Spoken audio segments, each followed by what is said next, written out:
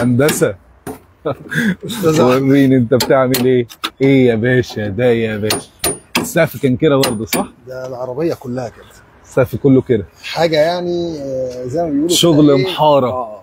والله طب بقول لك ايه؟ حاجه ايه، بص المنظر لا ما حاجه طيب. تبسطك يعني. لا هي ما بص، تبسطش، هي تحزن.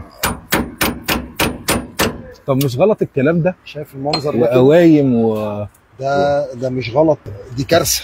دي كارثه صح؟ دي كارثه يعني مدويه. وانا شايف بارومه تحتيها صح؟ بص بارومه سرحت. بص بقى، انا حاسس يعني مش عارف ليه كده، حاسس ان ده جبس واسمنت. جبت اسمنت. والله فعلا. والسقف كان كده فعلا وكان كله مشقق بص المنظر، بص يعني خراب. الموضوع. طب هو كل الشغل كده؟ يعني انت كل شغلك بالشكل ده؟ هو الاغلبيه اللي بتجيلنا كده الناس بتثق فينا ان احنا الحمد لله عشان نرجع الحاجه لوضعها الطبيعي، بص وده من كرم ربنا علينا يعني. اكيد، بس هو ونعم بالله. بس انا اعرف السمكري الحريف من شغل البارد. طبعا صراحه طبعا.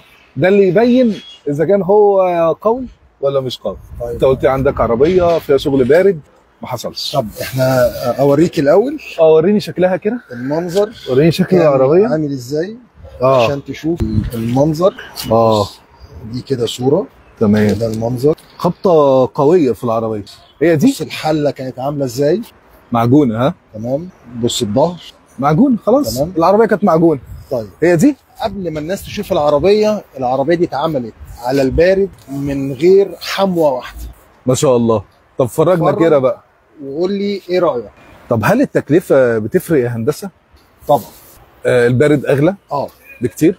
لا مش بكتير برضو، بس هو شغل البارد في حرفنه وفي زي ما بيقولوا خبره كبيره جدا. هي لمسات الفنان بتبان في البارد صحيح. تفاصيل زي ما انت شايف كده. تمام. بص حتى الفليتو ده بتاع العربيه احنا ما عملناش فليتو.